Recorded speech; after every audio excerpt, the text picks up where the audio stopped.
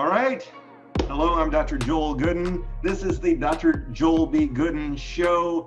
And today I have the beloved of Little Rock, Arkansas, Coach Grady. Coach, how are you today? I'm good, Joel. How are you? I'm great. So thank you for taking time out of your schedule. I think you just got off work a little bit ago, coaching, right? Yes, sir. That's right. And taking time out. We're actually in the evening if you're viewing. And so we made it happen. We made this interview. We've been talking about it for a while. A few things I'll note about Coach Grady. He apparently knows everybody in Little Rock. That's why I called him beloved of Little Rock. He knows everybody. He I think generally puts a smile on people's faces. He puts a smile on my face. He inspires me, and that's why I wanted to bring him on. Now, with all that pressure, we're going to start the interview. So, Grady, I wanted to start with your roots. Roots are important, I think, and so I wanted to ask, where did you come from? So I grew up on Greer's Ferry Lake, which if you are watching and you're not familiar with Greer's Ferry, it is kind of north central Arkansas, about 45 minutes north of Conway. And I grew up in a beautiful little community in the heart of the lake, and it's called Goodin, Arkansas. Growing up, we took great pride that our population sign had a whopping 45 people on it. It's up to a couple hundred now. There's always been a long running joke too that depends on when you take that count, because sometimes in the summer that population could, like triple, quadruple based on people who were in town to visit the lake. But us Goodin residents, we are few, but we are loved. I didn't know it was quite that small, but as you and I have discussed before, I grew up in a small town down the road from you a bit, much bigger than your small town, I guess. But, from Batesville, and we would come to Greer's Ferry and get out on a boat and ski and throw rocks in the water or whatever. And so the thing I think when we first met, Grady, I noticed, we talked, and I think we both had that sort of shared, grew up in the middle of nowhere, Arkansas sort of situation, right? Yes. And I think we both enjoyed it. Within reason. There were things that we missed, but there were also things that were special about it. I was going to ask, your Coach Grady, were you born a coach? I think that I was always born to be, I was always a good listener. I can even remember being in high school and making time to, visit with a friend or listen to a friend who was having a hard time. And I think that I have a good intuition for listening and kind of practicing some empathy with other people. And I've always felt like I'm pretty good at giving advice. So coaching kind of came naturally to me. As far as coaching gymnastics, I felt like that was just the marriage of two really beautiful things that I was very interested in doing. So excellent. And I like that you point out that coaching can, if you do it right, I would argue, it involves a lot of listening. I like that point. So I know you're a gymnastics coach now, and even considering we've talked about some other types of coaching, professional, personal coaching that you might do. Can you tell me a little bit more about how your life evolved, so to speak, to maybe prepare you for what you're doing now and maybe what you want to do next? Growing up in Goodin, which was really, really small, especially when I was a kid in the 80s, doing gymnastics wasn't, I think I remember taking a very small gymnastics class, maybe in the hometown library when I was really little. There's a picture of me wearing a gymnastics shirt. Conway was really the closest place. And that just really wasn't feasible for my family to make that much of a commute. So I always had a lot of interest in gymnastics, and I watched it religiously on television as a teenager. I got a trampoline, and by the grace of God, I never really hurt myself, but was able to do quite a few things. Then my senior year of high school, my area got a new teacher who also had like a little dance and gymnastics studio. So I taught some really basic like tumbling classes for her. Then when I went to college, my freshman year, I took the beginning gymnastics class as my PE elective with a girl whose parents own the gym. And so following semester, got a phone call, would you like to teach gymnastics? And I took that call March of '94, and I've been there ever since. All right. So she must have seen something, or at least trusted you enough to put a word in. So you took to gymnastics, and you seem to maybe have a few insights into what to do. And how did that play out once you got started coaching, or I don't know what you called it at that point when you got started. Um, Tell us about that. I think when I first started working for the gym, I was really teaching gymnastics, Right. because at that time I was only, doing like 1 hour classes, and I would teach 3 or 4 of those a day, several days a week. About a year after that, I was asked to be a part of the gym's competitive program. And it was at that point that I really started having more exposure to kind of the broad spectrum of what all is involved with really coaching gymnastics, from the strength and flexibility component that is needed for athletes to learn both beginning, intermediate, and advanced level gymnastics. And so I've been a part of that competitive program since the summer of '95. Wow. Okay. So that's a lot of and I assume you just grew. You Mm-hmm. learned. Uh, I, I assume you probably learned a lot from the kids. We'll probably get into that a little bit more. Um, so I guess walk us through the general aspects of what you do now, in your job, and maybe a typical day. What does that look like for Coach Grady? So a typical day for me at work is a little bit different. I remember years ago, a former student at the gym their family had moved to Stuttgart. One of the parents asked me if one of her students could come and shadow me at work because he wanted to be a coach. And I think, being a coach means lots of things for different people. And I remember him spending the day with me and kind of explaining to him all of the things that have to happen really before we open our doors for the students and athletes to come in every day. What a lot of people don't realize, I guess I should say, for those of you who are watching this and you don't know who I am, I work for River City Gymnastics here in Little Rock. The gym's been in business for over 30 years. I've had the great fortune to be a part of that for a really, really long time. But what a lot of people may not realize is, like when you come in and you bring your kid to class, like they are part of a master schedule so that it appears like really well organized. And there's a reason why no one overlaps and everyone has a place to go every 15 minutes, is because those rotations are designated months in advance and they're kind of assigned every week. So I normally arrive at work and have a few hours every day to kind of plan, whether that's planning ahead for a different area of the program, planning for what my athletes need to do for the day. We are currently in the middle of meet season, so we're kind of in a different city every weekend. So after we return home, I run reports about scores and results, make certificates based on performance, and then send needed information to the athletes and families for where we're going the following weekend. So that currently occupies a lot of my time.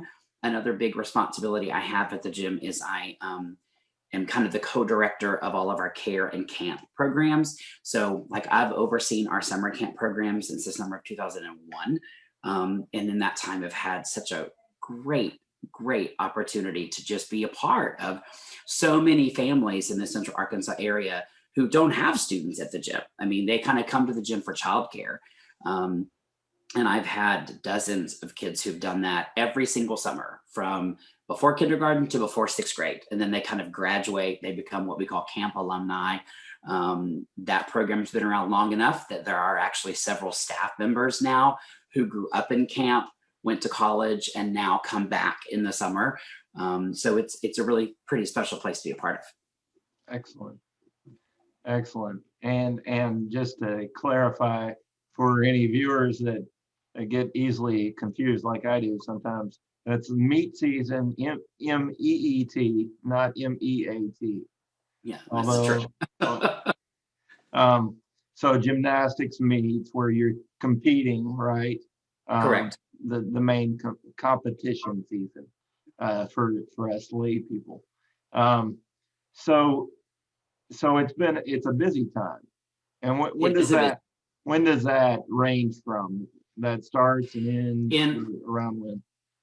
In Arkansas, our athletes generally compete December to March. This year, our schedule was a little bit different. So my athletes didn't start competing until January, but the Arkansas season runs early fall to really late spring.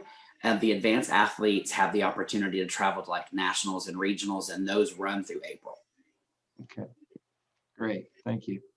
So you wear many hats just to get the doors open. You do a whole lot of prep work, of setting things up, scheduling. When you work with the kids, what if we were watching? What might we view? What are we seeing? If we're a parent, I don't know if they're allowed, especially not during COVID, but what if we were a parent watching, or somebody watching, what would we be viewing the kids doing, and Coach Grady saying this sort of thing? Can you tell us about that? I think that if you were to come and watch me work, the first thing I want to dispel is the theory that I no longer do any kind of gymnastics. In my younger days, I did a little bit of demonstrating, but I am decades from that. So I want to just spell that out right now. I'm not doing any flips at work. Those days are long, long gone. So you're going to notice that there's a lot of just like active facilitation, a lot of instruction. Um, the first hour of my workday is a lot of counting, because I count like all of our conditioning reps, Okay. just lots of instruction for the kids. I do a lot of talking, as you guys can already tell. I do a lot of talking with my hands. So my arms move a lot when I'm working. I am pretty loud at work. My voice carries. Like many of us, my mask kind of covers my face, but that has not really deterred my volume at all. If anything, I have probably had to shout a little bit through the mask. So it's not uncommon for me to sound a little hoarse at the end of the day, but I like to be really, really active. I'm super loud. I'm really, what's the best way to describe that? I'm pretty animated at work. Like, I think Right. that the people who are in the lobby watching their toddler probably have a good sense that what the kids I'm working with have done something really well, because I hoop and shout and clap. I'm You do pretty, some I'm pretty cheerleading. excited. Yeah. Right. And you, I think, as a coach, what I think, I mean, you tell me, I don't think I've ever officially been a coach. Although I do some more academic type of coaching, as you know, but you've got to bring whatever energy. A lot of your kids will sort of have the energy that you sort of transfer to them, that you bring in, and that's right. And so, go ahead. I was the best teacher, the not best teacher, and the athletes that were, or the adults that were really motivating to me. What I tell our staff a lot is that the energy of your class is going to match the energy that you give them. And I also think that's really true about confidence. I mean, if I looked like I was really doubtful, or I didn't know how to teach or supervise something, then my athletes are not going to feel comfortable performing for me. So I think part of coaching is there's the whole like athletic how to do this. And then there's also like the confidence side of it, like building that part of my little athlete's character that they feel empowered to do what they are physically capable of doing. I think that you have to be able to have a really strong balance of both. Right. I just realized I was looking over your shoulder while you talked, and I realized our audience is gonna wonder if we planned out our artwork. Um, that being said, I wanted to ask you, just to paint a little bit more of a picture, what ages are we looking at? 3, 5 to what's the youngest, and what's the oldest that you sort of have in your gym? So our gym starts classes with toddlers. So 24 months can start like a Oh, wow. mommy and me program. It's called Toddlers in Action. The athletes that I am involved in are all probably third to sixth, seventh grade. I do have some high school freshmen that are on my team this year. So I have a good spread of kids, which is lots of fun. Great. So conditioning, they're going to be doing jumping jacks, push-ups. What do they do? What's conditioning these days? So, I think that gymnastics is such a well rounded sport for athletes. We have a really great history as well of not only producing great athletes, we produce college gymnasts, we've had a national team member in the past, Wow. um, but we also have had a hand in producing a lot of really talented athletes in Central Arkansas who've gone on to be very successful soccer players, collegiate volleyball players, basketball players, we've had swimmers, because the conditioning that's involved with gymnastics is so comprehensive that they are fast, they're strong, they're flexible. And so they're just really well rounded. And it helps create such a great base of athleticism that helps them excel in almost any sport that they choose when they leave the gym. Okay. So conditioning is getting them in shape, keeping them in shape. And then what type of skills at that level are you really sort of trying to build and develop in your athletes? So, in the world of gymnastics, USA Gymnastics, there are 10 levels, one being the easiest, 10 being the hardest. I Okay. teach level fours and level sixes. So, I'm kind of right in the middle. So, we're learning, a little bit more. I mean, my kids are tumbling on the floor, but we are not doing the level of gymnastics that you see on television. We teach that level at the gym, but I'm not involved in that program. Okay. I understand. And I Um, love the basics. I love teaching that broad fundamental base that kids need to keep moving forward. That's probably my favorite section of skills to teach. In the time of my of being at the gym, I've taught every class. I've taught the babies. I've taught the toddlers. I love the school age kids. I've taught the high schoolers. I mean, I've kind of taught every class that we offer, but all of my current coaching time is spent with those two levels of our team. so let's see. I think I may have forgotten what I was going to ask next. I was I was wondering. So what's the most important, like in those skills level 3, I think 4, 5, 6. What's one of the most basic things they need to learn? Like teach me something that is it how to fall without hurting yourself? Because I need to know that anyway.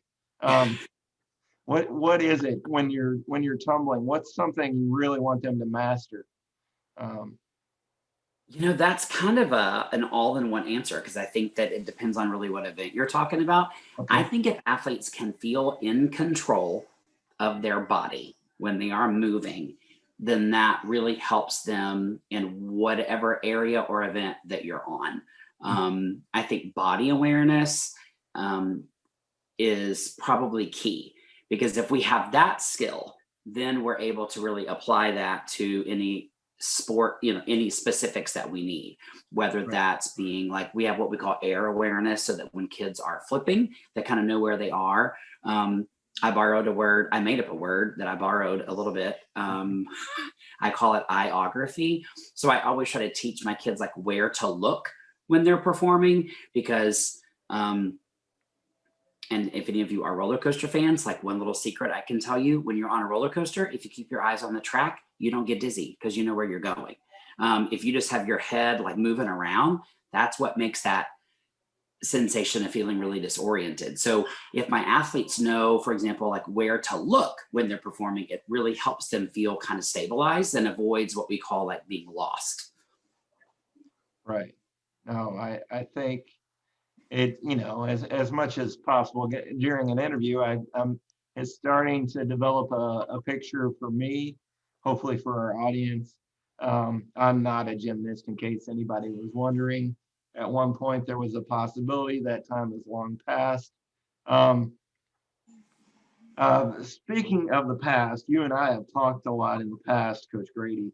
And you allow me to call you Grady normally, but I'm trying to throw in the coach tonight. So I've heard so many stories, and I did want to, and I didn't mean to have any real surprise questions. We can always edit those out if you don't like them. But I wanted to sort of understand more about the skills. Like what are you actually doing? What are these kids doing? Is it somersaults? Are they doing double backflips, triple toe loops? I think that's a different sport. But I've heard a lot of stories to get to more of the personal, um, the socialization, I would call it, maybe of what you're doing.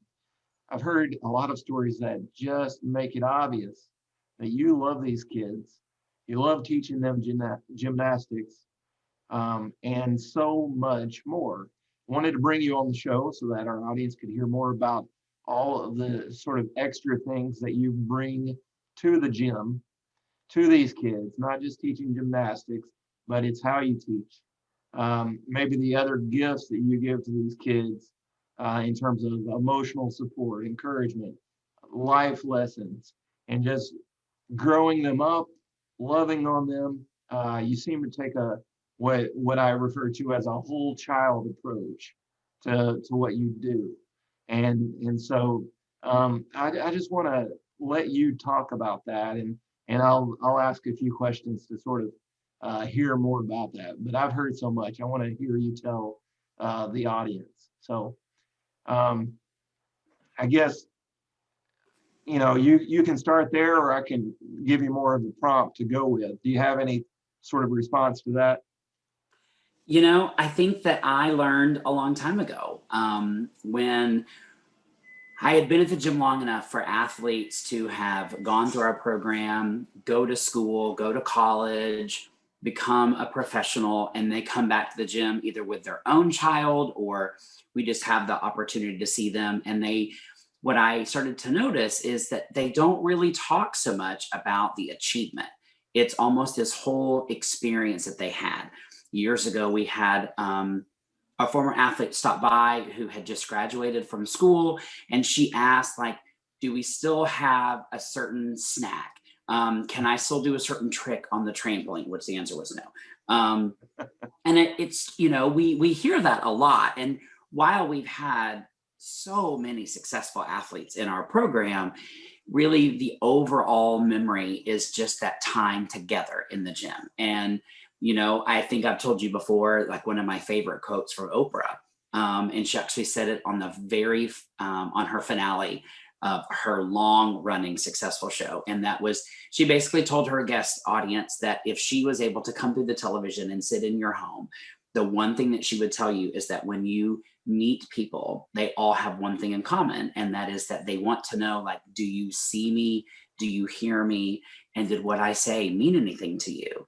And I think it occurred to me a long time ago that I have such a wonderful opportunity to not only teach children something that we both have a mutual interest in, but I also have been given such a wonderful opportunity to teach them about how to be good little people, and the importance of great character values and the process and the benefits of both success and failure, and the lessons that you can learn from just being patient and perseverance, and the benefit of just that tenacity that it takes to really work for something that you want. So while it's great to have really successful kids, and I always love that, I think that I made it a goal of myself to teach the children how to do gymnastics really well. but to also teach them lessons that they're going to be able to carry on with them long after their physical ability kind of goes away. And I think that I have managed to do that really, really well. So I'll interject. What do you tell them? Of course, not all these kids, and especially probably most of them, are not going to be in the Olympics as gymnasts, right? That's a low probability that everybody's built to become the next Jordan Weaver or whatever. Um, so you have all different levels of skill, I'm guessing, mhm. and that means they're not always performing at peak levels, and of course, even the best have to go through a lot of failure and mistakes and falls. What do you tell these kiddos when they don't necessarily get it right, or when they flat out fail a move, or whatever you call them, a tumble, they tumble wrong. What's a message that you share with them in those You know, circumstances? in my time at the gym, I've had such a good fortune. I mentioned earlier that we had an athlete years ago who was a national team member. And as part of being a program who had that athlete, the gym and our staff we had access to, at the time, the people who were on the national staff, and just tons of experience and education. And I worked closely with a sports psychologist for years. Her name's Dr. Allison Arnold. And one of the things that she really taught me that I use almost every day was that athletes have to learn how to like trust their training. And I think as much as what I teach them how to do physically, I have to teach them how to do gymnastics like mentally as well. Um, I created a couple years ago. Um, a quick backstory: I was having a big wild romance with Brene Brown. If you don't know who Brene Brown is, that if I tell you to check her out. And in one of her podcasts, she was talking about, she quoted someone who was a joy researcher. And I remember thinking, I want to study joy. Like, I want to make a living talking to people about what makes you happy. And I started really thinking about like words like hope and possibility, and really what do those mean? And those aren't really tangible things, but we all can really know what it feels like to be hopeful or to not be hopeful. And so a few summers ago, I created what I called the Summer of Possibility. And so every week we talked about a different characteristic of possibility, both as an athlete and as a person. And from that, I created what I call the possibility statements, which are I am, I can, I have, I will. And so those 8 words come out of my mouth numerous times a day. And sometimes they can exist just as they are, just those 8 words, those 4 little sentences. But I have a worksheet that athletes can do, especially if they're having a hard time. Maybe they're experiencing a little bit of fear or anxiety, and they can kind of elaborate on that. So it may be like, I can do blank. I have done this before. I can do this. I will be fine. I mean, it can be as detailed or as minimal as it needs to be. But I think that really helps create that culture of confidence that you want in athletes, but that you also really want in young people. And I think that, like all people, all athletes are different. And so some are naturally more confident, just how some kids are naturally more strong. Some kids are very, very physically gifted, but they may or not be as confident. So I think it's really important in what I do, especially at the level that I teach, is to really help create both a strong athlete physically and emotionally, because I think they have to have both of those sets of skills to continue to move forward.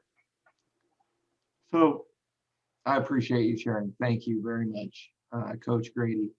I wanted to ask you, I've heard about this record player that seems to have no business in this young generation's gymnastics, what do you call it, auditorium floor? Mm-hmm. Um, what's a record player doing out there, and who brought it? Okay, so here's how the story of the record player works. Okay. So first of all, I have to say, I think that as adults, we all realize, like I made fun of myself just today. I remember being in 7th grade and going to a friend's house, and his parents made us watch like pre-recorded America's Funniest Home Videos. And I remember thinking, I swear, if I will never be that grown up. Well, today I am that grown up. In fact, I showed probably half a dozen people my favorite little puppy video that's floating all over social media. So anyhow, I think that you go through those generations. I had an athlete years ago who thought I was probably very capable of doing my job professionally, but I'm quite certain that she questioned my aptitude for being like a human, because I really couldn't distinguish the difference between, say, Drake and someone else. Because when I was 14, if you didn't understand the difference between Whitesnake and Warrant, I probably didn't know how you survived either. So, you hear about people who have children and they're like paying for their raising. I think that my time with young people definitely is a bit of a payback for maybe some of my obnoxious adolescence, but that is pretty normal. So during the Summer of Possibility, what I had done is I'd created like a acrostic poem.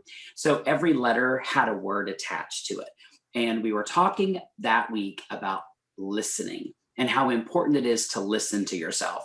One thing that I learned many years ago from Dr. Arnold was that your athletes want to have what she calls an MC, or like mental choreography. It's just basically words that you say to keep your mind on track physically while you're performing. Mm-hmm. And if an athlete makes a mistake, that obviously that soundtrack is different in their head. And because I work with athletes who have never lived life without a digital access to music, they don't really know what it sounds like when that needle would scratch on the record.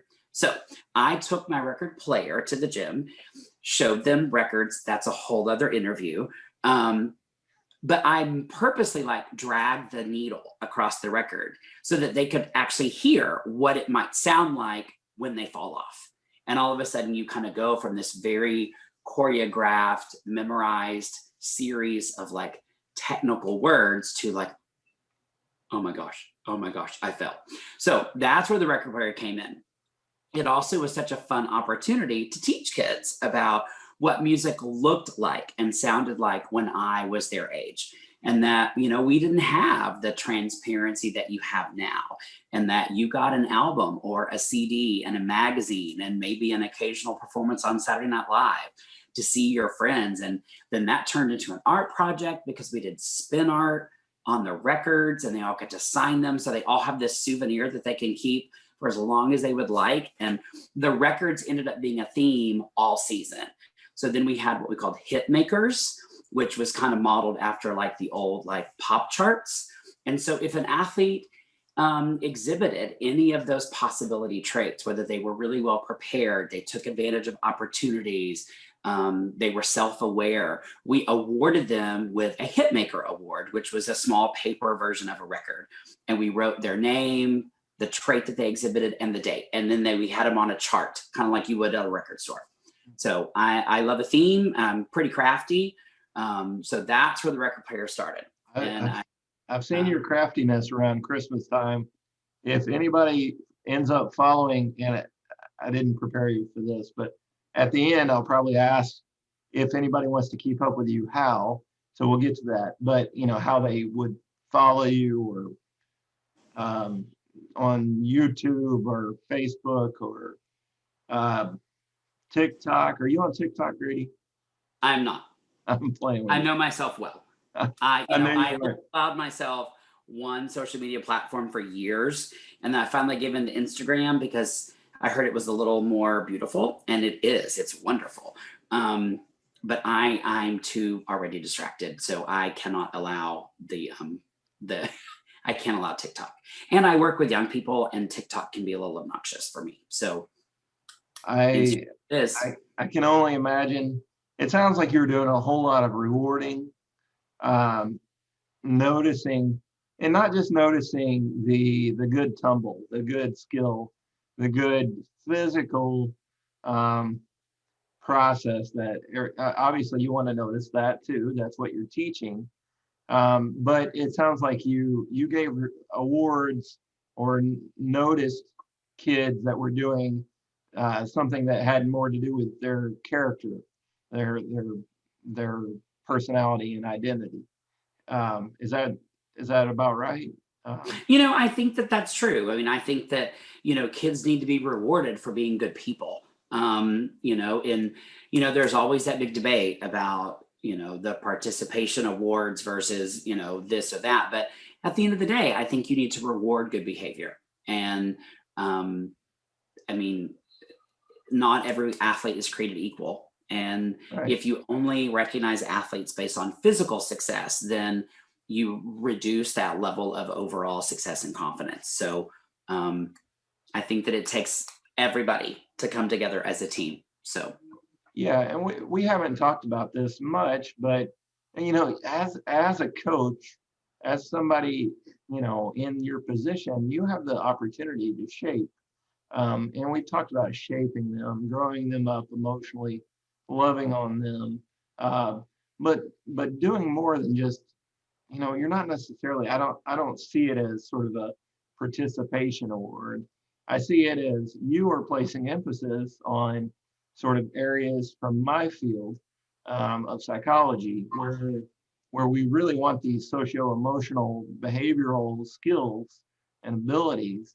And in some cases, it sounds like you're noticing when they do those things.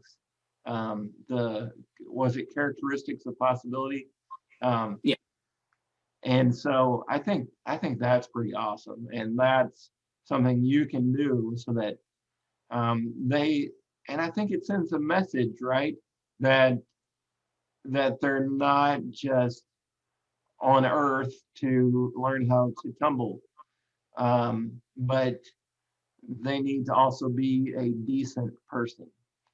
Um, yeah, and I think that really, I mean, I think that kind of in some ways I've always felt like that's part of my responsibility. You know, a couple things that I do every day. I try to always make sure to say hello to my athletes. At the end of our time together, I always thank them for their work. Um, I'm notorious for thank you cards. I think it's really important to tell anybody. I mean, I don't think you are ever too old to be told that someone is proud of you. But I think when you're little, that matters. I think that it is not even measurable about how impactful that can be. So, at the end of every practice, I thank them for their time. I tell them that I'm proud of them, that I'm happy to see them for the day. I also think it is so important to teach them that I see them and I recognize that they're having a hard day. So a common phrase I use is, like, hey, what feels different today? I mhm. mean, Snickers kind of made fun of the word hangry, but it is a real thing. And sometimes if you're tired, I mean, I do think that I have taught my athletes that you can still perform if you're tired, but not if that's going to compromise your safety. Right. Um, Mhm. and just allowing them to be a person and to have a bad day. And another phrase that I say often is what feels available today. I mean, there are some days that I've got kids and I think they could run up the ceiling, and other days it's just there's not enough gas in the tank. And Right. so it's my job to be able to recognize that about every one of my athletes and individually adjust the day's plan based on what I think they're able to do. There's a minimum, there's kind of like a baseline for everybody. Some could do more and some can do less. And I want every kid to feel proud of themselves and feel like they've accomplished something every day when they're time in the gym. Um, Meet season creates a lot of incentive for kids, but they also spend time in the gym every day, every week. I mean, gymnastics isn't something that really stops. It's a pretty perpetual sport. So I have to keep them motivated to keep wanting to come to the gym and keep learning and keep working. And so I think recognizing them as a person first and as an athlete second really helps cultivate a good working relationship between me and my athletes. It made me think also, emotionally, and speaking of gas in the tank and having good days and bad days. Um, these are kids that I guess at that age, they're not, they're sort of getting there, but they're not fully, um, well, even in the teenage years, obviously those are some struggles, but they I guess they bring a lot from home, from school, whatever has happened during the rest of the day or during the week, or just during the pandemic. They're bringing all that into the gym as well, aren't they? I think that, I think back about when I was a kid. It's always interesting to me as an adult to watch documentaries about different political and social events that were happening when I was growing up that I had no idea. Right. Obviously, I grew up in a very different time. We were not surrounded by like the constant news cycle that we see today. But I certainly have to recognize that I don't really know what they have seen in the measure of their day. And so I just really want them when they come to the gym, it is a happy place. I'm a pretty happy guy. We got music on. I dance a lot. I'm super silly.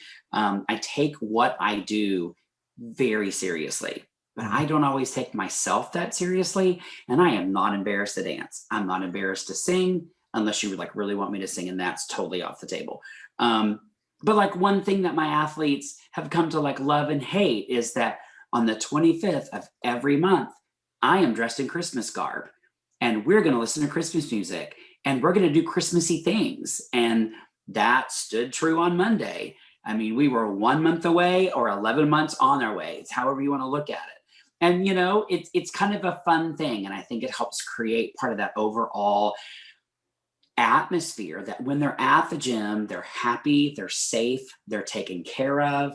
And there is a lot of stuff coming at us all the time, and I know how I reacted to things that I perceived to be threatening or scary as a kid, whether it was storms or that NBC News special report bulletin that would interrupt my television shows in the afternoon. And I identified with that. And I grew up with a lot of anxiety. And as an adult, I've learned how to cope with that. Kids don't always have that same kind of coping ability. So if I can distract them from all of the noise and that's going on outside while getting to do something that we both love, that's like a win-win for me. Right. I think that's great. Just turning off some of the lights that don't matter outside the gym, for lack of a better metaphor. You talked about your possibility statements. I am, I can, I have, I will, and how with those you can grow confidence and anchor it, you said at one point, to me. You also mentioned the confidence triangle. So tell us about that, the confidence triangle. So I also created this little graphic for my athletes to understand. And I call it the confidence triangle. And that's basically like at the bottom of the triangle is their physical ability. I have kind of a physical version and I also have an emotional confidence triangle as well. But the physical one is that their physical ability, their strength, their flexibility, their speed.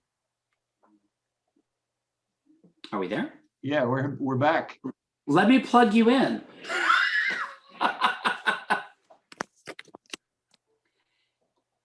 All right, so the confidence triangle. So at the base of that triangle is their physical ability. So how strong, fast, flexible, all of those different physical components help create feeling in control while doing gymnastics. That feeling of control helps create consistency. And that ability, the control, and the consistency is really what helps fuel that confidence. So that's what I call that the confidence triangle. And I think emotionally, like the more in control they can feel of those thoughts, like how I guess you could like to borrow a term from Dr. Allison, like how tight-minded can they be? Like how well can they focus? And then they can allow that to create like emotional control and consistency as well. Because it's really hard. We all know what it feels like to be distracted.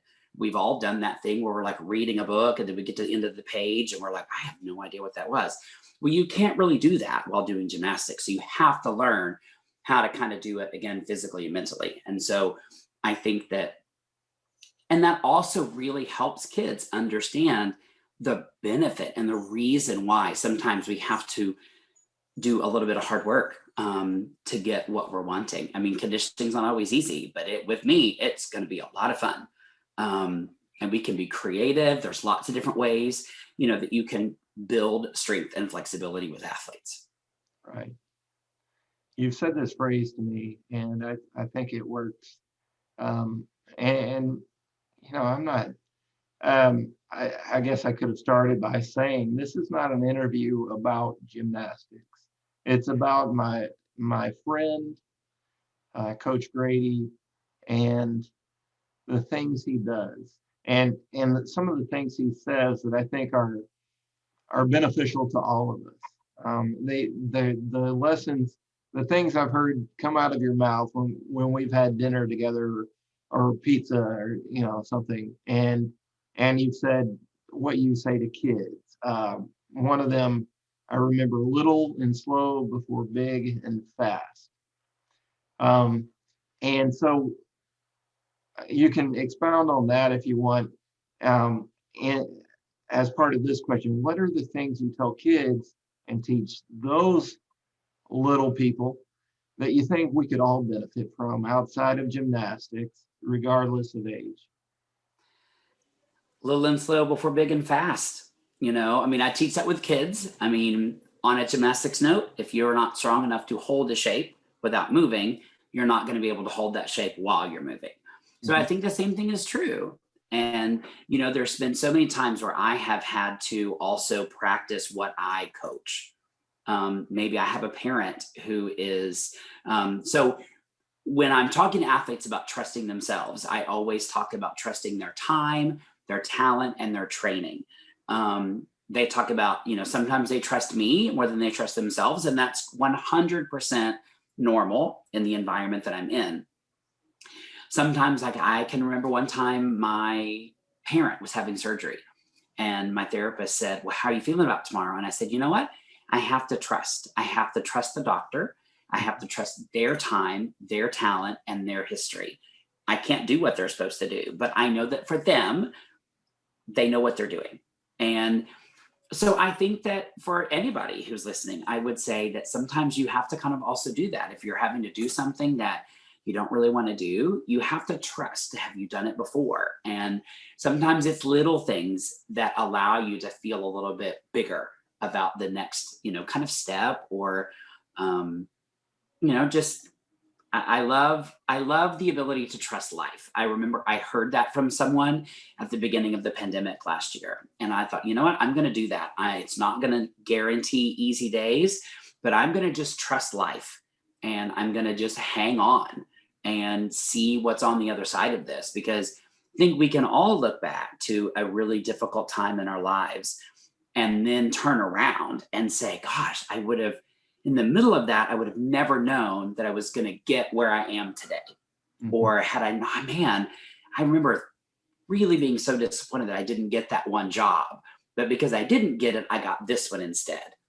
And so sometimes you have to kind of just trust the process. And I remind my athletes of that a lot. Like when they're encountering something that feels fearful for them, I remind them of a skill that they also had been afraid of previously in their career, and how easy and available that skill feels now, even if it's something that they don't do on a regular basis. Right. And remind them to trust that same process, that they just have to continue to try.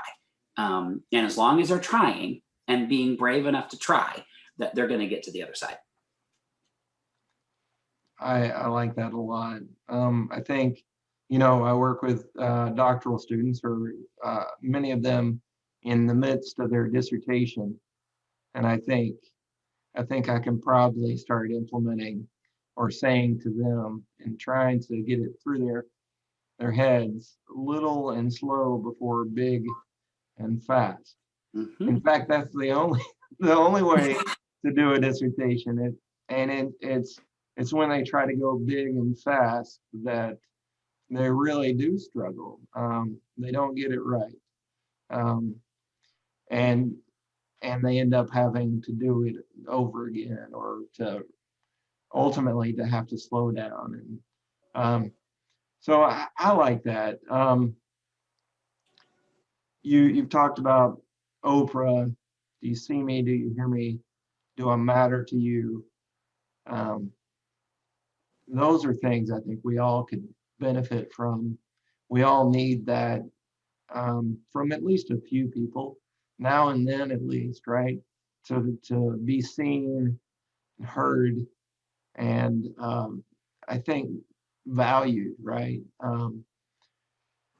So I wanted to sort of flip the script a little bit and say, okay, what have you learned, Coach Grady, from these kids? What have you picked up through the years that has changed you and grown you into who you are now? I will be very transparent in telling you I played one half of one Pee Wee basketball game Uh-huh. when I was in sixth grade Uh-huh. because the ball got stolen from me at the half court by my friend, whose name I will not say. And I was so mad. I walked off the court and I refused to continue. Right. Um, I can like replay it in my head like it was yesterday. I think the biggest thing I've learned from my kids over all these years is to not give up. I mean, it is remarkable to me to see my athletes work as hard as they do every day, despite being tired, despite being sore. As adults, we might wake up and like feel like we could run a marathon, but there's a lot of days that we get up and we do not, and we choose not to get on the treadmill or whatever. And I joke a lot with my kids about like one of my favorite things about being an adult is I can have ice cream anytime I want. Well, I've reached a point in my life where I really kind of need to moderate that a bit.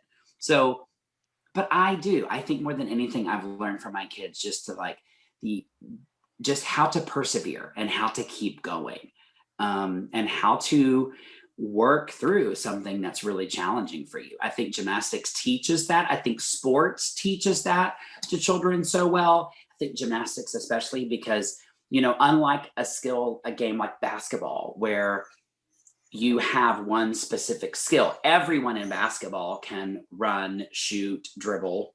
Yeah. Um, in gymnastics, based on your natural physical aptitude, one event may be easier for you than another, but you have to do all of them. And there's so many lessons and valuable lessons in like, yes, we all do naturally what we're good at doing, but we also sometimes have to really just like put our head down and get through what we're not good at to get better at it. And I think kids have really taught me that. It's a good lesson for all of us, to do the things we don't enjoy or we're not good at yet, or the things we don't feel like we're doing. Um, I love what you're doing, what I hear, the messages, mainly the messages you share with these kids, being part of their life journey, um, and just the care that you show them, um, and the way you approach them as whole people, little people, whole little people, and you really just seem to want to just build it into them, invest in them, and make sure that at least while they're under your roof, that they feel safe and comfortable and cared about. And I think it's a beautiful thing that you get to be a part of and to sort of help, um, to be that coach in that situation. Um, I wanted to sort of close with just saying, um, thank you for what you do. Please keep doing it. I think you've already heard it from your kids. I get the feeling that you get a lot of hugs, from the young kids, and also from the alumni when they come back and to see you, or they invite you to a wedding, or you graduate somewhere, law school, you said, one of your kids. Um, and I really think you just have a very special, unique opportunity to influence lives. Um, and I think maybe that's why you're beloved in Little Rock. I think that, I mean, I'm sure you do other things I don't know about, but I think that really, by doing that for our kids, the parents realize what you do, hopefully, sometimes at least, and they've got to feel like you are really taking care of their most prized little people. So thank you. I'd like to just offer, if you want to give the opportunity for people to reach out to you on some personal level, Twitter handle or anything like that. You said you have one social media.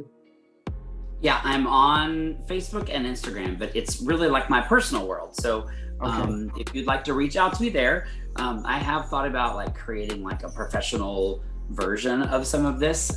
So that's kind of in the works, but if you'd like to reach out and say hello, you can certainly comment on the interview or just message me directly on Facebook. So I'll be happy to say hello.